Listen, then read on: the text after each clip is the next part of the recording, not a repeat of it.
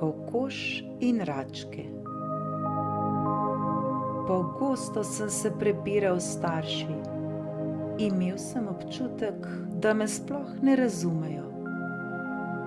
Ni mi bilo jasno, kako da se z njimi ne ujamem, še posebej z očetom. Vedno se mi je zdelo, da je moj oče čudovit in še vedno sem verjel v to. Toda do mene se je vedel, kot da sem popoln bedak. Vse, kar sem storil, se mu je zdelo slabo, nekoristno, nevarno in neprimerno. In ko sem mu skušal kaj pojasniti, je bilo še slabše. Niti 2 besed nisva mogla izmenjati. Ne morem verjeti, da je moj oče postal neumen. No, ne verjamem, da je postal neumen. Baj si, zagotavljam ti, da se obnaša, kot bi bil bedak. Oklepa se slaboumnih in staromodnih zamisli. Pa saj ni tako star, da ne bi mogel razumeti mladih. Zanalašč se tako čudno obnaša. Zgodba.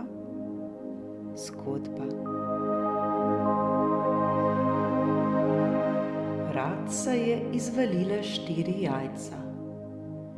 Ko je sedela na njih, je gnezdo napadla lisica in jo požrla. Nato je pobegnila, še preden bi pospravila tudi jajca, ki so tako ostala zapuščena v gnezdu. Mimo je prišla koklja. Ko je zagledala zapuščeno gnezdo, je sama od sebe sedla na jajca in jih naprej valila. Iz jajca se kmalu izvalile račke.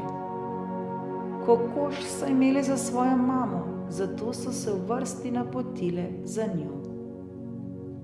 Kokoš je svoj zarod zadovoljna odpeljala na kmetijo. Vsako jutro po petelinjem petju je Kokoš začela brskati po tleh, račke pa so jo skušale posnemati. Ko jim iz stav ni uspelo potegniti nobenega črva, je namesto njih to storila mama. Črva je razdelila na kose in ga dala vsaki rački posebej v klon. Nekega dne je Kokoš s svojimi mladiči odšla na sprehod okoli kmetije. V koloni so ji sledili.